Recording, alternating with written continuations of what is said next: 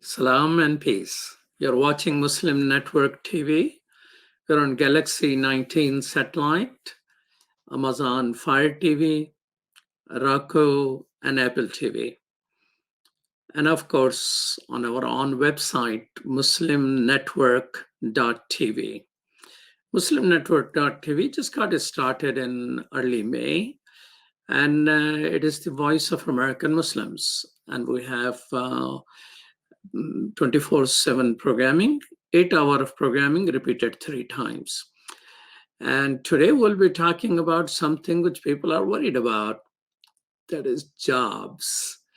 A lot of people are jobless. There is a politics of statistics, but somewhere 20 to 30 million Americans.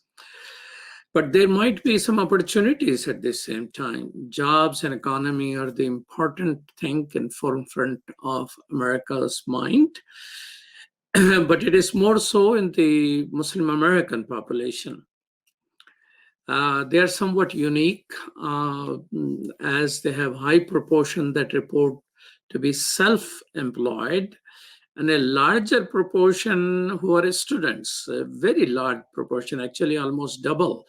24% Muslims report of being self-employed as compared to 17% of the general population in America. So that almost not quite, but 40% more than general population. But Muslim Americans are less satisfied with job compared to their other people in other religious groups. That some way is good. Something is good. Muslims are more professional, 30% in job market as compared to 26% by and large. Muslim Americans report lower satisfaction with their standard of living. 65% are satisfied as compared to 73% in America who are satisfied. Muslims have shortage of money as they report. 27% say they do not have enough money to take care of themselves, housing and food, as compared to 18% in general population. Muslims most likely to be students are 31% as compared to only 10% in the general population. So we are young, not satisfied with job. So let's do something. Let's start a business. What are you waiting for? Young firm accounts for 20% of employment in America, but create half of the new jobs. So you'll be doing yourself a favor. You'll be satisfied. You'll be your own boss. And you will hire other people who will be very thankful to you. To discuss that, we have 2 people, themselves entrepreneurs, and those who are involved in supporting, helping, incubating others. Peter Bassa is welcome to Muslim Network TV. Thank you for having me. Peter Bassa is an award-winning entrepreneur and entrepreneurship course instructor, and he's an alumni of Google Next. And we also have Rehan Allahwala. Rehan, Assalamu alaikum. Rehan is founder and president of Super Technologies, Inc., a US-based software company, and he now leads Institute of Peace, whose goal is peace through satisfaction with money which you have. Its goal is to achieve minimum $500 for everybody on the planet. And so welcome to Muslim Network TV, Rehan and Peter. Thank you. Thank you. All right. So tell us what opportunities are out there right now. So today I want to get started, become a businessman. What opportunities are there?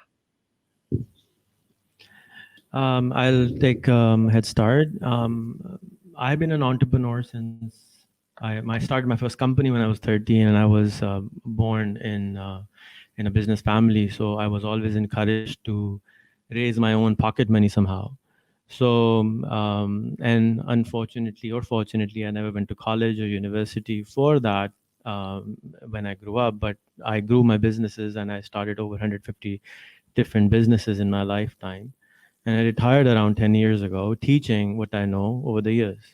So everything I know is now available on YouTube, on Udemy, in books forms.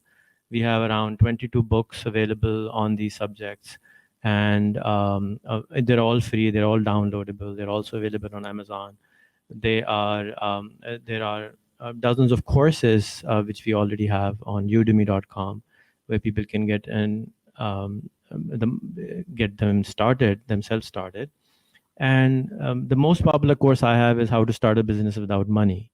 So a lot of people, which they're looking for money, but as I said, I was raised in a family where I wasn't given investment to start a business. I was given opportunities to do something and given a problem. So I became a problem solver. And today the problem I have is that if somebody gives me money and says, hey, here's $1 million, go start a business, I wouldn't actually know what to do with it. So I'm one of those entrepreneurs who really don't know how to start a business with a lot of money, but we should use our time and energy and our network to create opportunities for ourselves and solve the problems Well, which we see. Rehan, if anybody approaches you with $1 million for a business, could you give them my contact information? I I can would be tell people how to start with that. I think you will need to do that yourself as an entrepreneur. You will need to find your own money because I'm not that's an the hardest entrepreneur, but part. I know how to use money. But now tell me, Peter, what is, if somebody is starting today in today's Mhm. economy, what are the opportunities available? I know Amazon is hiring, but that's a business for Amazon. How somebody can start a business? I think, you know what? I think the opportunities are massive today, especially during the pandemic, because, as people, as society, we're used to conveniences that we had before the pandemic. And now you're going to see companies kind of shift around and focus more on those conveniences that we've possibly lost because of this pandemic. So, to start a great business idea today, you have to be mindful of those conveniences that we've had previously and offer those as your value proposition, to people today. Um, you can look at different industries. You can look at restaurant industries. You can even look at mental health industries, right? People can no longer go out and talk to people and socialize. Video conferencing is one thing, but having a face-to-face connection with somebody is totally different. So, being an entrepreneur in today's age, you kind of have to be innovative a little bit, and you kind of have to have a lot of empathy of the stuff that we've lost during this pandemic that maybe we're trying to get back. So finding solutions to those problems that we currently suffer in, I think, is the right step for anybody that's trying to become an entrepreneur today. So do you think the delivery services is something, some opportunity in there? And Absolutely. Delivery services, one of the big things with delivery food services, for instance, they've been around before the pandemic. But if you look at why people don't like to use them, restaurant industries, for instance, pay a big amount to delivery services today. So if you're looking at restaurant industries, why they don't use delivery services, for instance, well, because of the pandemic, they're already losing money. Why should they pay a big percentage? And I believe it's like up to 21% off every single bill that would go to a delivery service. You're already struggling. Why do you have to pay even more? So you're gonna, if an entrepreneur comes in and he'll say, how can I offer delivery services at a cheaper rate and maybe even have the food quality being delivered a lot better, right? Versus it being delivered cold in most cases. So there is definitely a lot of opportunity. All it takes actually is talk to somebody that uses the service and ask them, why did they use it? Why don't they use it? And listen to what they say, right? But never listen to kind of what they say on this is what we love about it. Ask them questions. Ask them questions on how long have you been using the service? And as an entrepreneur, you're going to realize whether they started sooner, later, why. And sometimes you can go deep down into the bigger problem of, what delivery services, face today from talking to customers. Hmm. Rehan, is are all the businesses doing e-commerce? I mean, everybody is shopping through online here in the US. Is everybody has the e-commerce, or there is a still opportunity for people to become competitive by starting some smaller company which helps smaller businesses to continue their business through e-commerce? So depending on who you ask, the reports say that in the US, only 5 to 10% people are still only shopping online. There's still majority is not shopping online. That's what some statistics say. And I think that especially through pandemic, it has pushed us forward to explore what technology has built for us in the last 20 years. The businesses were mostly resistant to change and they were not adapting as quickly as they could have. But whatever AI could have done to us in 5 years, I think pandemic did us a favor by coming and showing us the opportunities of being innovative and creating stuff. The biggest challenge I think which humanity would personally face is unlearning, relearning, and adapting, because so much information is created every single day, that so many new technologies are popping up. It's very challenging for people to adapt their businesses as quickly as possible. One of the most interesting thing I found last year, and I went to a democracy festival in Sweden, and the largest insurance company has a guy who I bumped into. His job was to disrupt his company in 5 years. So his primary job was that his company will no longer do anything which they're doing in 5 years' time. So he was a chief disruption officer. So that's the kind of approach which we need to take now, and more have taken, because pandemic has forced us to disrupt everything which we're doing. And because of that, we have to innovate. We have to see different opportunities, and people who are resisting that are still having difficulties. I was reading a post from a friend from yesterday who does a video business like you're doing right now, but that was pre-pandemic time. That's what he was doing for a living, and he said that all of my friends are out of job. But I asked him, are you upgrading yourself? Are you actually unlearning and relearning all the new technologies that are available to do your job globally now?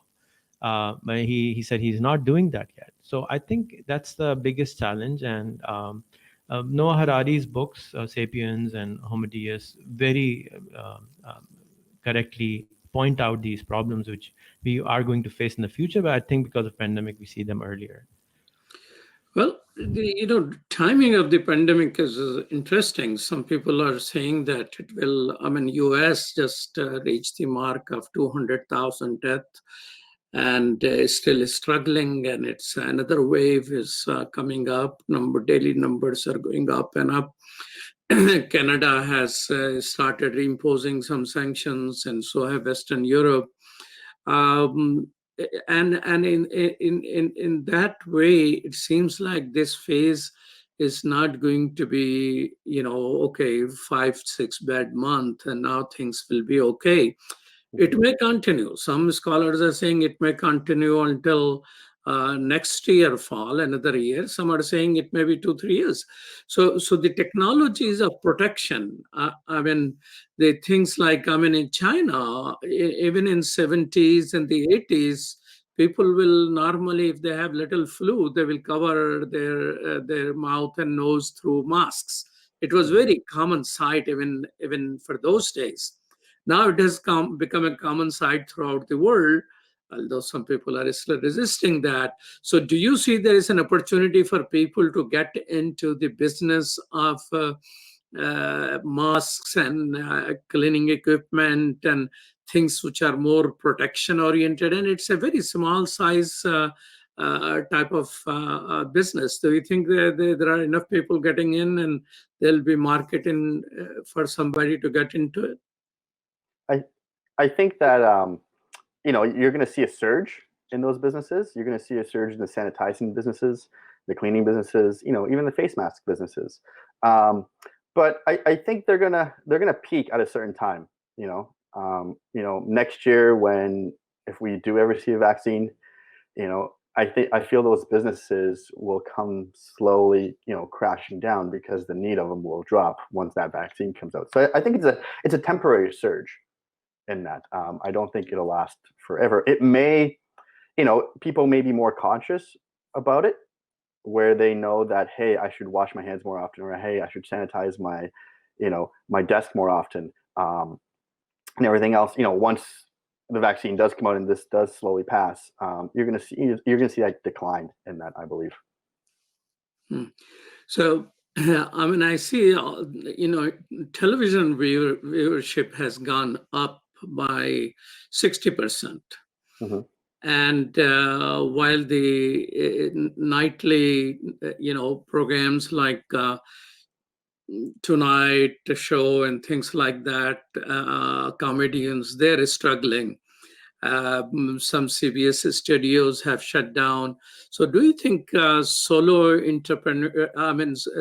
artists have opportunity to reinvent themselves?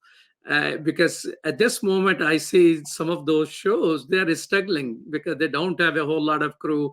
People cannot get together. There are people not sitting in front to laugh with them. So do you think there is some opportunity for some type of innovative entertaining business which can pop up during this time? Yeah, absolutely. You're going to have, entrepreneurs who are in the broadcast industry. You're going to have young graduates who are coming out of school going, how do I adapt, to this changing environment around me? And we already see that. We already see people making their own cooking shows, people making, whatever trade that they're in, whatever skill set they have. They're creating YouTube channels, they're creating websites that you can, create for free now, and just put your camera there for your webcam and start doing what you do, and acquiring people, whether it's using Facebook groups to say, hey guys, if you're interested in this, come watch me do this live. You're getting that audience growth. There's opportunities like Roku TV that offers, you can create your own channel and access everybody who has a Roku TV and advertise to them. So absolutely, you're going to see we already see it now happening, this big spike. And I think that won't go away. I think that'll continue. People are going to get comfortable, knowing that, hey, I no longer have limited choices when it comes to watching something on TV. I can go watch other people do it different ways. You're watching Muslim Network TV on Galaxy 19 satellite, which goes from covers all Canada, USA, and Mexico, as well as Amazon Fire TV and Apple TV. We'll be right back after these messages.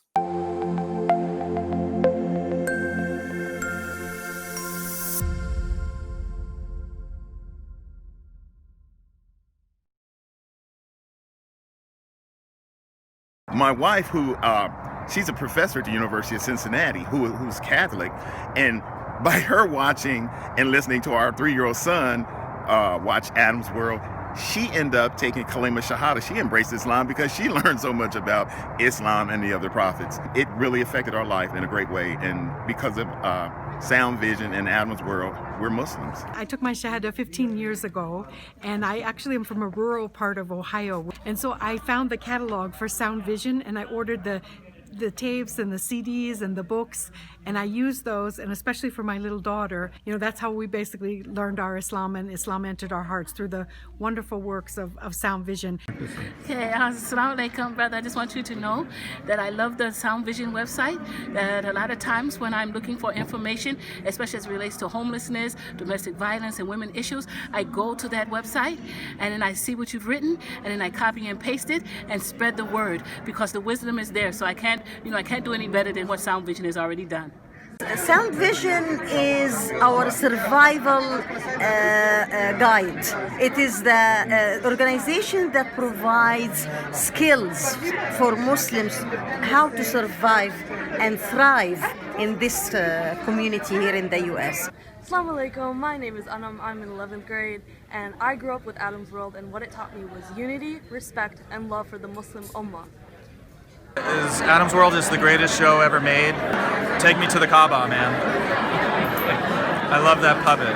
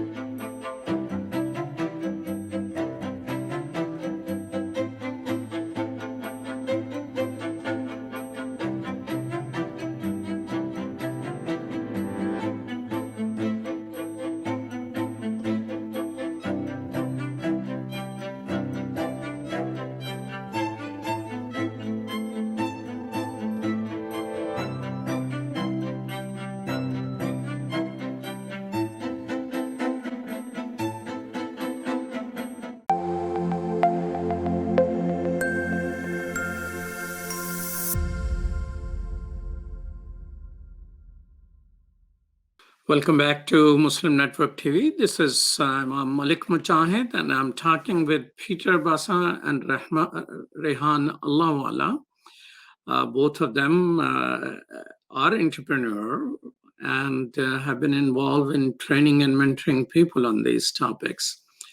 So thinking beyond COVID-19 and beyond pandemic, what opportunities do you see on the horizon? Are there some people who can get started in, say, artificial intelligence business? Is there a business which we can start in artificial intelligence without being a very big brainer scientist?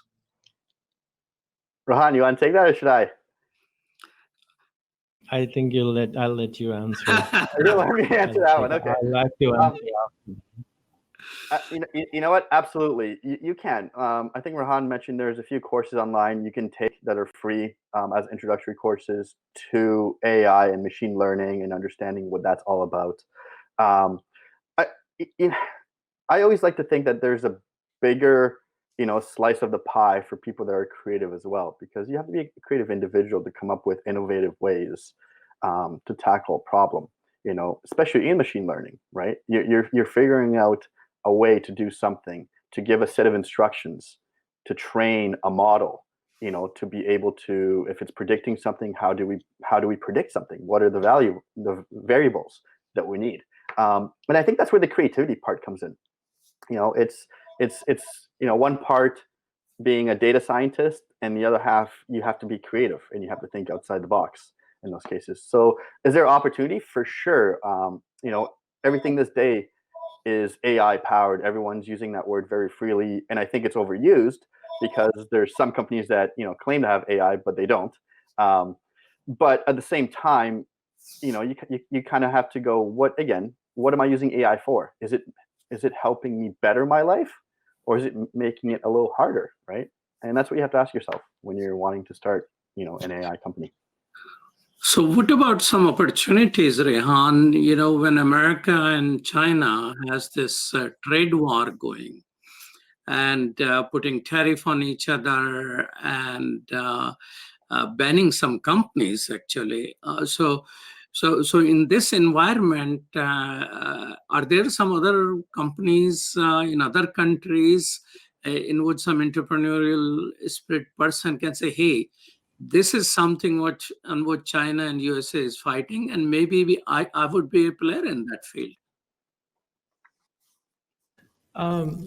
The thing is that you're taking the word entrepreneurship very loosely. It's like asking a plumber to become an electrician. So you can't really just go into something as an entrepreneur which you don't really enjoy, because starting a business requires like having a baby. It requires 18 hours of your time. It constantly cries, constantly poops, and constantly asks for food.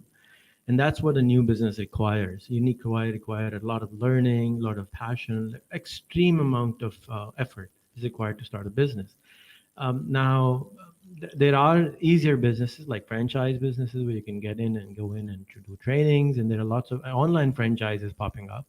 So I think that the biggest opportunity which the world is seeing is the penetration of the internet, of the blockchain, of the availability of communication technologies around the globe, where the 5% population in the United States is no longer in charge of the planet. 95% of the planet is outside the United States.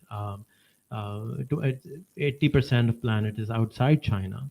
So the whole planet is being interconnected, and being on a Muslim network, Muslims are in majority in the poor countries. And now there are phenomenal opportunities for the entrepreneurs in North America to expand in African countries, expand in the other Muslim part of the world where technology has not reached, services have not reached.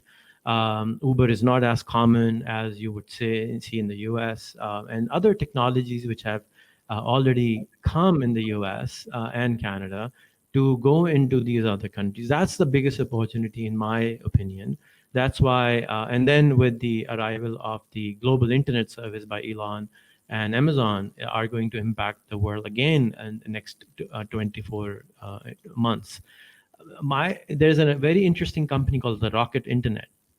And it's a German company, investment company, which goes into the third world countries and create all the services which they think are needed in the third world countries, and then just take and copy paste the service and then just push it. And they have made a lot of money. It's a fantastic business model for people who are especially Muslims, because the US is a coalition of all the immigrants from around the planet. You have connections, you are the bridge maker, the immigrants are the bridge maker in both parts of the world. So I think that's a phenomenal opportunity which did not exist a few years ago. I'm sitting in Karachi, Pakistan. Peter is in Canada. You're in Chicago. We're doing this conference which could have costed us, I don't know, a couple of $1 million 10 years ago. And now we're doing this so many hours every day. Thousands of people are doing this. I mean, technology is allowing us to scale at a pace which has never been seen before. And asking a person who wants to become a doctor to become an engineer is not a good thing, even though we do it in our part of the world. But it's not something which they should be doing. I think we should be careful about what we really want to do and what we want to, just like the blockchain, I mean, the Bitcoin, look at that. It went crazy when everybody started stopping everything and buying Bitcoins. That's not a business. It's just a hype.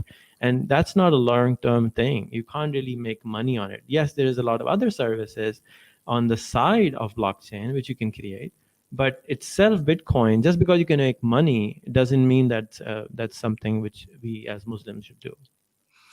Okay, so the people who, if some entrepreneurial spirit people are listening to what you're saying, opportunities in poorer countries, in other parts of the world, if they start a business there, one of the major thing they face is to, some business regulations, transfer of money, who is going to manage, who is going to be the proper managers. Are there opportunities for local businesses, say in Pakistan or in Ghana or in Mali, who say, hey, we provide you managerial services, we'll supervise for you? In this pandemic, I created a new business, which was to provide virtual assistants from around the globe, Urdu speaking and English speaking virtual assistants for $100 a month. And that we got 8,000 people for applying for a job in 24 hours. So what we have done is we're focusing on training these people. Even for $100, it's hard for them to work because they haven't worked online before. So it's a new opportunity, and I've made that project open source. So anybody else who wants to take our software and just copy it for Burma, for Bangladesh, for India, for other parts of the world, they're more than welcome to take it and replicate the same process. There are lots of kinds of businesses. Some businesses are growing basil, which will grow in 2 weeks, but there are other businesses which will need to grow a teak tree, which will take another 100 years. So if you want to solve bigger problems, they will require more time. So if you want to solve, say, refugee problem of Burma, and there's an app for it, and there's a Burmese currency available, and we create our own refugee currency, or whatever we do in these camps, we can use the power of entrepreneurship to bring the change. There was no PayPal 20 years ago. Somebody thought of it and created it. There was no Amazon 25 years ago. Somebody thought of it and created it. It takes time to become an Amazon or a PayPal. And that's where I see as a long-term entrepreneur, the opportunity is. Peter, I think you want to add something on it. Yeah, I was actually just going to add to what you're saying and echo kind of that. I think the opportunities that are going to happen now in these countries are, how do we build infrastructure? How do we build infrastructure to allow, these other companies to come in and succeed in this country, right? And I think that's where the opportunity today lies, is you can go in there and you can create an opportunity where it's easier to accept money, where it's easier to, do some of the average day-to-day, things we take for granted here to do there, that we may not be able to do just yet because of the lack of infrastructure that exists, right? So I think the opportunity is start companies that build these infrastructure services and allow they paved the way for these other companies to come in and actually pay you for creating this infrastructure. And I just wanted to, sorry, interrupt here, but the biggest opportunity is in the dot-com boom for the young men, young women, is that you needed servers, you needed, very expensive computers to build software before. Today, you can go on Amazon.com, get a free account, start your own phenomenal app at your own time. All you need to do is learn everything which is online for free and start solving those problems, and then start learning from all those mentors, teachers, educators, entrepreneurs online, and start replicating those processes in those countries. And that, I think, it didn't exist before. This kind of platform, these kind of opportunities didn't exist even 10 years ago. So it's a phenomenal speed of growth and opportunity which are popping. Yes, it does look like everything is difficult sometimes, but it all depends on what number of glasses you're wearing, I think. Okay, I'm not going to ask what number of glasses you're wearing, but you're watching Muslim Network TV. This is Imam Malik Mujahid. I'm talking with Peter Bassa and Rehan Allahwala about entrepreneurship. And we'll take this short break and we'll be right back after these messages.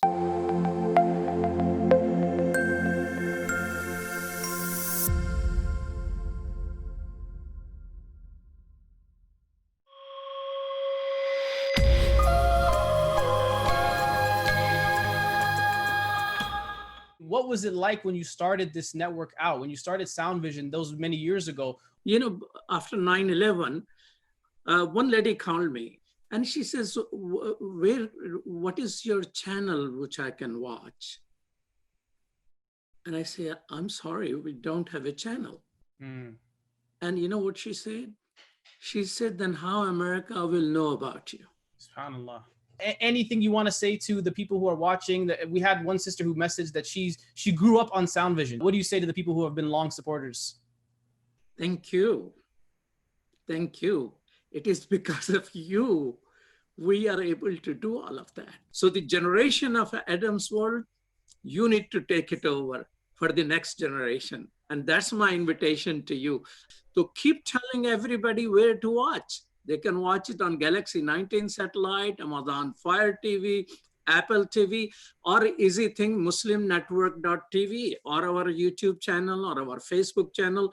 And with your help, inshallah, ladies, the one who called me, what channel should I watch Muslims on? Answer is here and now.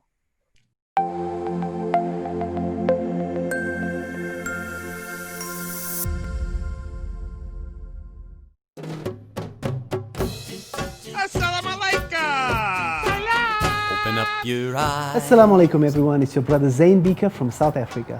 One of the first educational programs ever produced for Muslim children was the ever popular Adam's World series. The colorful and comical Muslim puppets stole the heart of a generation.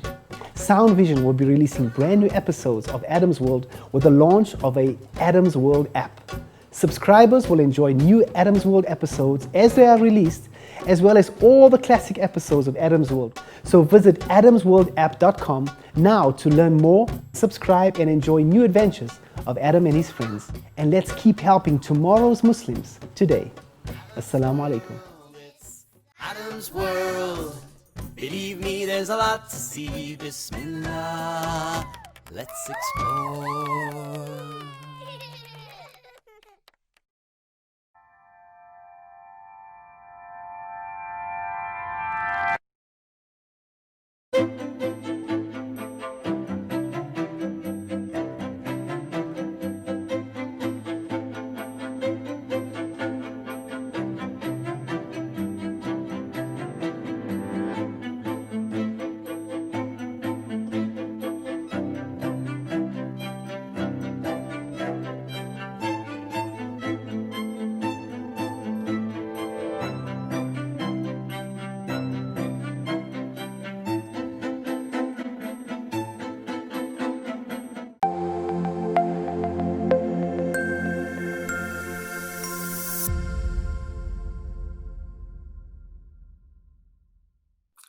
Welcome back to Muslim Network TV. We have Peter Bassa and Rehan, Allahwala, and we're talking about opportunities to become a businessman. What a step one needs to take before starting. So somebody has idea. As far as I'm concerned, never been a businessman, but I have tons of business ideas. I don't intend to do that, but if somebody like me has ideas, what they need to do to start a business. This is very much needed for Muslims in America. As I told you, in America, only 10% of Americans are students. But in Muslim community, 31% are students. These are little older data, but it's still valid more or less. And majority of them, unlike other Americans, Muslims are not satisfied that they are being paid properly. And they have higher number of professionals as compared to general American market. And majority of them are self-employed. So this is a very good target audience. Maybe one of you need to start business of teaching entrepreneurship to Muslim Americans. There will be some money, I can guarantee you that. So if somebody is watching, they want to get started, what they need to do, 1, 2, 3, 4, 5. So, to get started is actually it's pretty easy. One just has to understand what it is, what problem are you solving? What problem is your idea solving in your community, in your country, in the world, wherever you may be. And once you identify that there is a need for your service or product, you can actually start talking to real people about it. You can approach people that are using a competitor, for instance, or may have that issue that you're trying to solve for them. And you can ask them as simple questions as, how long have you had this, problem for? Has it always been like this? You can start a conversation off as, tell me about your day. What do you do when you get up? What do you do when you go to bed? And in between, how do you operate? And by listening to people will actually tell you things they find inconvenient. And when you pick up on those things and you correlate them with, your business idea, you start realizing that, hey, there's a lot of people that have this particular need, or a problem. So that right there, that step doesn't require any money, right? You don't need any cash. You don't have to go to the bank. You don't have to write a business plan.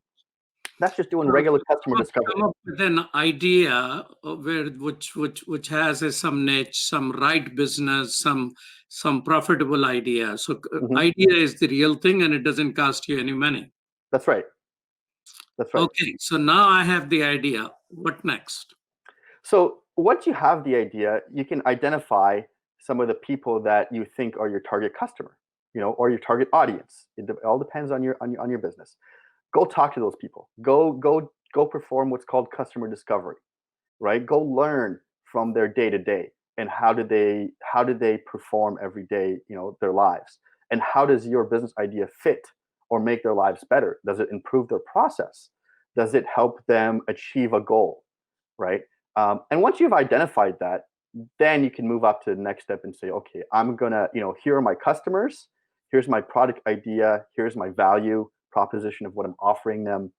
And you can actually start to ask those people to be your early adopters in your idea. You can say, hey, would you be interested in this product that actually solves this problem that you have, or this need that you tell me you have? And most people will be like, absolutely, let me try it. And you have 1 or 2 people try it, then 3 or 4, and then so forth. After that, you can actually start charging for the product if the results are successful. If they're not, no problem. Go back and ask them, ask yourself and ask the people why. Why did my product, achieve your goal? And they'll tell you again. So you go back and you change your product a little bit to meet, the goal of those people. But again, you want to do that in a fast, timely manner, right? You don't want to go up to a big corporation and say, hey, use my product, because those people, that corporation has so many decision makers that the timing required for you to actually be successful, it'll kill you. Your startup will go bankrupt really fast. So you always want to go at the quickest, the easiest barrier into a marketplace. That's the path you want to take at first. All right, Rehan, you have any idea what next? So here we are, we have a business idea. We know how to solve what problem we are solving.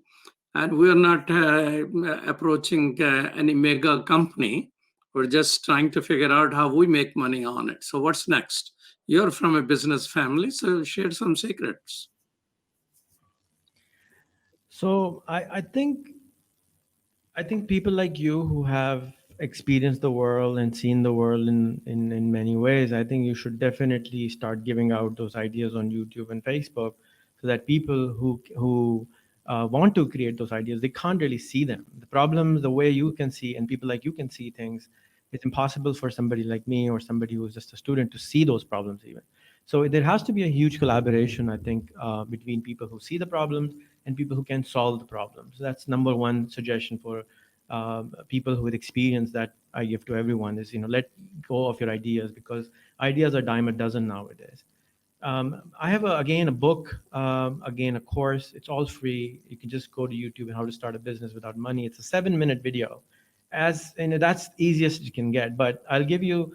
I think that today we are all a product. We are, in my experience, having a new business is like having a child. You have to really give it a lot of time. You have to really want to make it happen. And you have to, when the child is born, it's known as the son or daughter of such and such person initially. The child doesn't have a name. Similarly, if you become the person, you become the product yourself, and you go out there, you become the outlier who is wanting to solve a problem. So my process is, if you have an idea, make a niyat, make an intention that I really want to do this. Announce it to all your friends and families. Put it on your Facebook, put it on your YouTube, get on social media, start hollering about it, start saying about it to everyone. Number two, once you do that, people will start noticing you and taking you, okay, this guy is gone crazy. He wants to do this business. Fantastic. Can we help him? Do you want to get away from him? Do you want to partner with him? Number three is, make a group of people who you think you can actually work with. Number four is, start finding mentors in that space, whatever problem you're trying to solve, and start collaboration groups on WhatsApp, Facebook, LinkedIn, and find people who are already working on this problem. And then you start talking to them. My suggestion to everyone is start interviewing those people online, like we're doing right now, and create your own social capital. Build trust as an entrepreneur in yourself, with other peers of yours. And then slowly and surely you will start finding money, because now you have the social capital. People trust you. Let's say at the mentor level. How let's dwell a little more on it. How to find a mentor for the entrepreneurship business? Say you want to solve the refugee crisis in Burma. You go out there and you start interviewing people who have worked with refugees in the past. Go and talk to them, just like Peter was suggesting. Talk to them, ask them questions. What would you like to happen? What are the problems you seek? Make a list of those things. And when you go out and talk to 50 people, 100 people, make an interview series out of it and publish it. Now, all of a sudden, you have social capital, you have social media going out there, working for you, identifying you as a systems entrepreneur, which is going to create a new system to solve the refugee crisis on the planet. And that is eventually those people become your mentors. One of those people, 5 of those people will guide you. You might want to do this, you might want to do this. Nobody will give you a lot of time and attention till they see your seriousness. And if you're doing something seriously, you used to show it with office, with a lot of this person is serious, he incorporated a company, he has this place, okay, fine. But now you can show all that in the post-pandemic era online. You have a YouTube channel, you have a Facebook page, which is constantly a group which is constantly talking about a particular problem. And slowly and surely you build your team, you build the network which you need to solve that problem. I think when I try to solve, this is how I do business, and it has worked out for me well. And there are lots of other ways to do things. This is how I would find mentors. It's very easy. You can Google the top people. You can message them on LinkedIn, tweet to them. This is what I'm doing. I would like to interview you. These are my 5 questions. Most of the time, people do reply, and they start giving you advice. Peter, you have anything to add to it? To how to acquire mentors?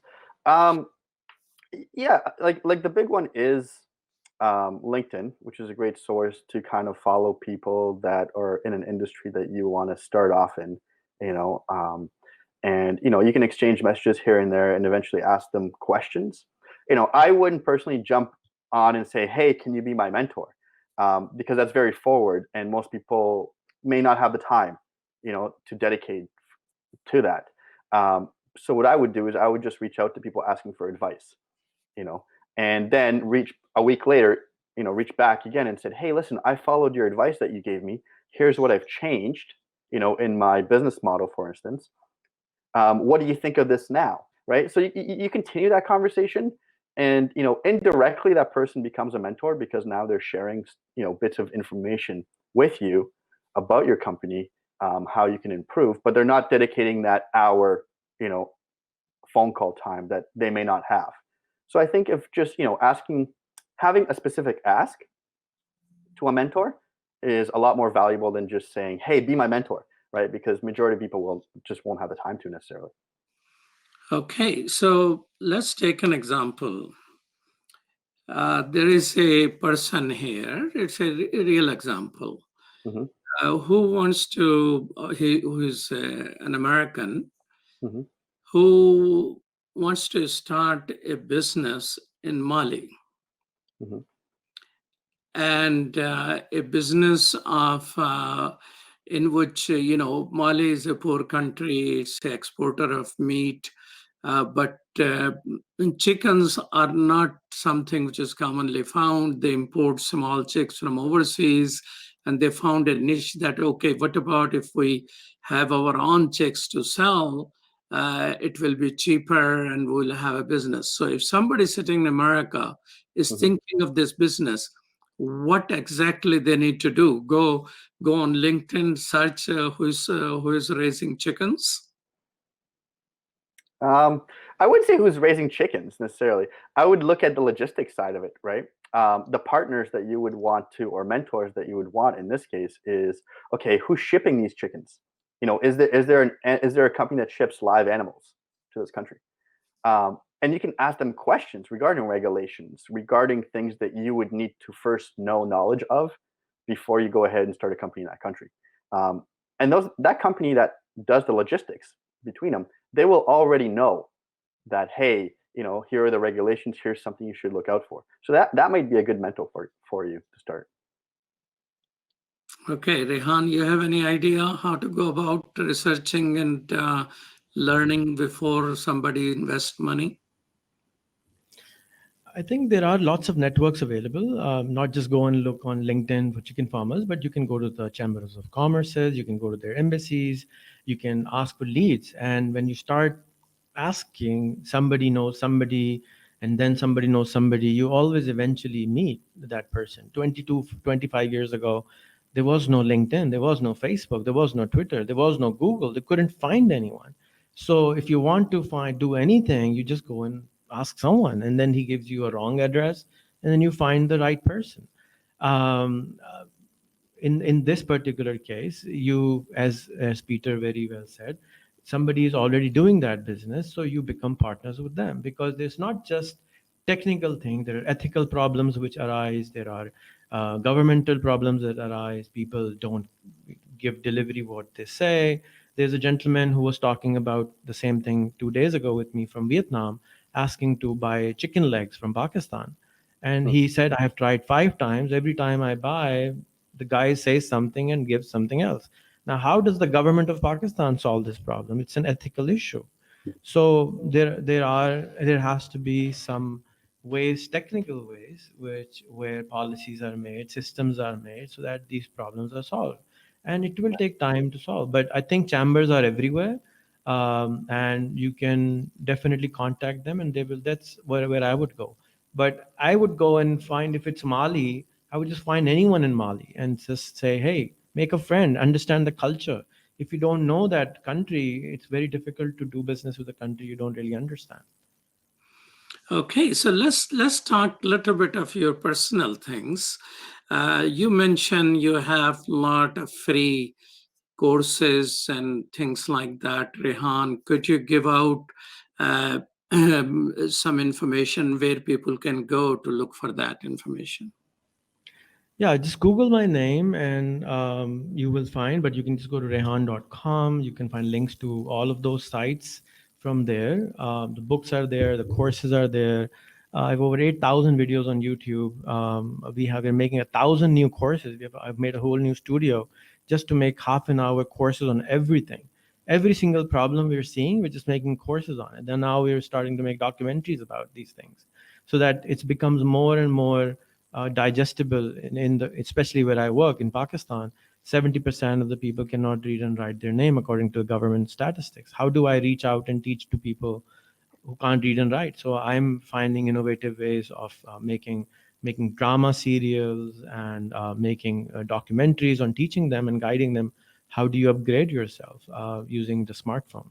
But again, in the US, I have been seeing this for the last 10 years, that people in the West should look at the East to grow, because you have McDonald's in every corner in your country, but you don't have that in Mali.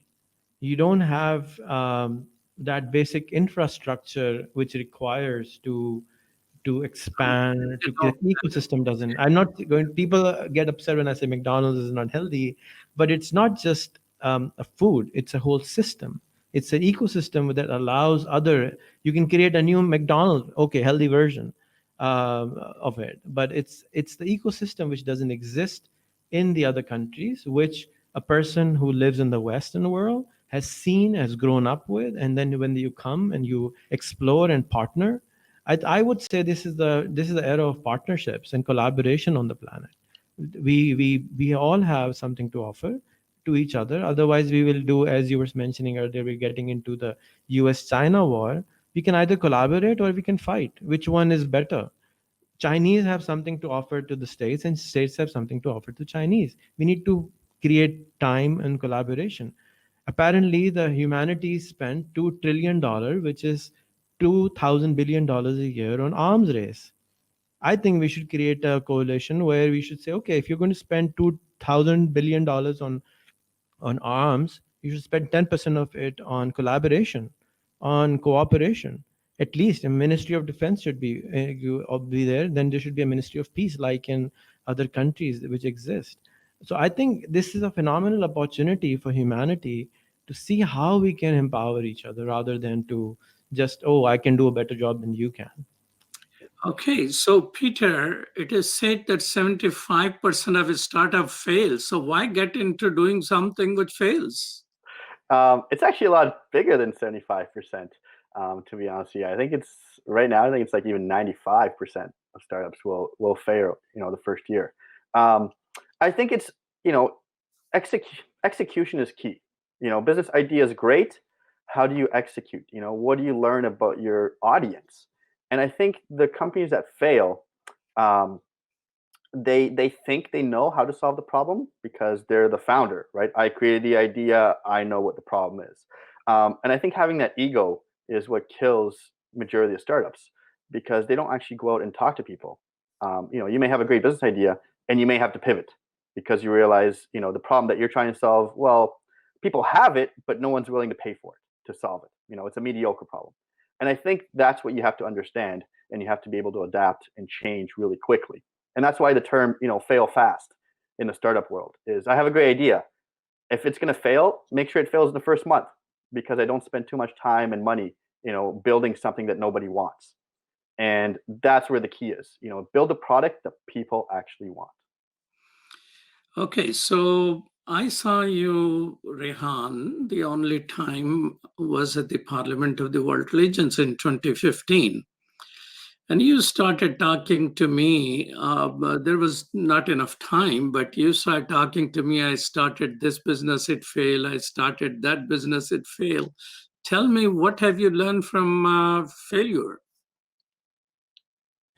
So I am a PhD in failure. So I have no fear whatsoever in failing now. So as Peter was saying, you fail fast. You were saying 75% of businesses fail.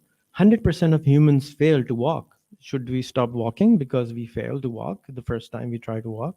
That's how you learn. By failing is what you know that that's not going to work. Edison, they say, failed 1100 times before he invented the bulb. So I have failed so many times that I am no longer scared of failing. And that's the biggest challenge which humans have. We don't start because we are already scared of failing. Oh, what will this guy say? Oh, what will my community say? Oh, this will happen. So I have lost the fear of failing, and that is what I've learned. So now I push that to others, that if you can't embarrass yourself, if you can't become yourself the best salesperson for your own product, you will most likely fail. As Peter was saying, you will try to protect your ego, and your ego will try to protect you, and then you will have less chances of success. So fail fast, embarrass yourself as quickly as possible, then you don't have to be embarrassed anymore. Just go do your thing. Well, thank you so much. That's a wisdom we can stop, that 100% of human beings fail to walk, but eventually they learn. There's a great wisdom there. So I guess I should start learning how to walk. Thank you so much, Peter Bassa, and thank you so much for Rehan Allahwala. And thank you, Sherdil Khan and Dr. Abdul Wahid, for arranging today's, producing today's show. You're watching Muslim Network TV on Galaxy 19 satellite, Fire TV, Apple TV, Roku, and our own website, muslimnetwork.tv. Peace. Salam.